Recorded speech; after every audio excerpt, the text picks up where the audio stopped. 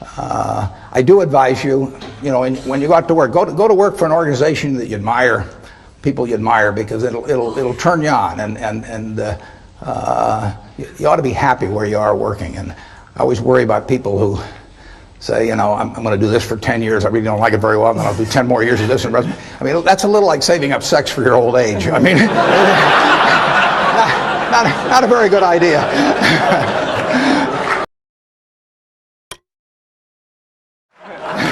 We all agree on that in Nebraska. Well, they've asked us to start out talking with the two of us on one question, but then it's going to be your questions, and we're going to just have you line up behind the microphones, and we'll go back and forth. They did ask that we might start off with talking about sort of what got us here, and it's pretty simple in my case. It's not IQ. I'm sure you'll all be glad to hear that. But everybody in this room has more IQ than they need to do my job. The big thing is rationality. And in other words, I always look at IQ and talent as sort of representing the horsepower of the motor, but then in terms of the output, the efficiency with which the motor works, that depends on rationality, because a lot of people start out with 400 horsepower motors and get 100 horsepower of output, and it's way better to have a 200 horsepower motor and get it all into output. And so why do smart people do things that interfere with really getting the output they're entitled to? And it gets into habits, into character, into temperament, and it really gets into behaving in a rational manner. It's not getting in your own way. As I say, everybody here has the ability absolutely to do anything I do and much beyond. And some of you will, and some of you won't. But it will. The ones that won't, it will be because you get in your own way. It won't because the world doesn't allow you to. It will be because you don't allow yourself to. So I have one little suggestion for you. Pick out the person in the class that you admire the most, and then write down why you admire them. Put down a list of qualities. You're not to name yourself in this. And then put down the one that frankly you could stand the least in the whole group, and put down the qualities that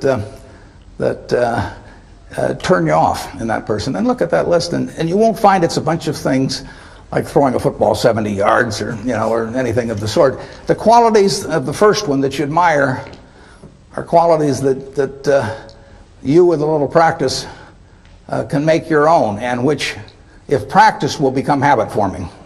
The chains of habit are too light to be felt until they're too heavy to be broken. I mean, my age, I can't change any of my habits. I mean, I'm stuck. But at your age, you will have the habits 20 years from now that you decide to put into practice today. So I just suggest that you look at the habits you admire in others, or the behavior you admire in others, and make those your own habits, and you look at what you really find somewhat reprehensible in others, and just decide, those are things you're not going to do. Ben Franklin did that a few hundred years ago, and it still works today. And if you do that, you'll find that you convert all your horsepower into output. So with that sermon, I'll let Bill give you another one, and then we'll get into your questions. Well, I think Warren's absolutely right about habit. I was lucky enough when I was quite young to have an exposure to computers, which were very expensive and kind of limited in what they could do, but still fascinating. And some friends and I really talked about that and decided that they would change because of a miracle technology of chips into something that everybody could take advantage of. And we really thought writing software was a neat thing. We hired our friends who wrote software. We thought about what the potentials were and really didn't see any limit. And so that vision of getting our friends together, getting them to work as a team, really seeing what kind of tool this could be, a tool of what we talked about as the information age, where the key thing is magnifying your brain power instead of just your muscle power.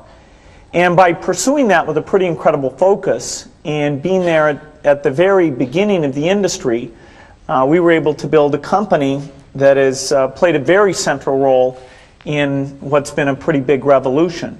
Now, fortunately, the revolution is still at the beginning. It was 23 years ago when we started the company, but there's no doubt that taking the habits we formed and sticking with those, which would be hard to change, the next 23 years are going to give us a lot more potential and maybe even get us pretty close to that original vision, which was a computer on every desk and in every home. And that's a fun thing to be involved with. Okay, fire away. I was wondering how you define success personally. Well, I can certainly define happiness because that's what I am. I mean, and if that I mean, I get to do what I like to do every single day of the year, and I get to do it with people I like. And I don't have to associate with anybody. Causes my stomach to churn. The only thing in my job I don't like, and this only happens about every 3 or 4 years, occasionally I have to fire somebody, and I don't like. That's the only thing. Other than I tap dance to work, and I get down there, and I think I'm supposed to lie on my back and paint the ceiling, or something like Michelangelo. I mean, that's the way I feel, and it doesn't diminish. It's tremendous fun. So, if they say that success is getting what you want and happiness is wanting what you get. Well, I don't know which one applies in this case, but I do know that I wouldn't be doing anything else. I mean, I do advise you, when you go out to work, go to work for an organization that you admire, people you admire, because it'll turn you on, and you ought to be happy where you are working. And I always worry about people who say, I'm going to do this for 10 years. I really don't like it very well, and then I'll do 10 more years of this. I mean, that's a little like saving up sex for your old age. I mean, not a very good idea. So get right in. You would recommend that. Get right into what you enjoy, and you'll be successful at it. You really will. I mean, you won't be able to miss. And that's. I don't regard what I do as the most important thing in the world at all, but it's right for me. I mean, I happen to be wired in a certain way that what I do works in this. If I had to do what Bill does, I mean, it lasts about 10 minutes, and that's true of a lot of things. But luckily, I kind of stumbled into the thing that I do best, and that it's worked out well. Bill? Well, I think that the key point there is you've got to enjoy what you do every day. And for me, that's working with very smart people. It's working on new problems. Every time we think, hey, we've had a little bit of success, we're pretty careful not to dwell on it too much, because the bar gets raised. People's expectations of the products, we've always got customer feedback telling us the machines are too complicated, they're not natural enough. And the competition, the breakthroughs, the research make the field I'm in, I think, the most exciting field there is. There's some other good fields. Biotechnology is a good field because it's changing the world of medicine and health. But the computer industry, in particular software, I think is the most exciting, and I think I have the best job in that business. Don't you think Dairy Queen is more important to the country? You can manage Dairy Queen. Yeah. I'll go and buy the dilly bars. Yeah, well, I'm counting on it. We'll raise the price when you come. Okay. You don't want to get in. I have turned down business deals that were otherwise decent deals because I didn't like the people that I would have to work with. I didn't see any sense pretending it.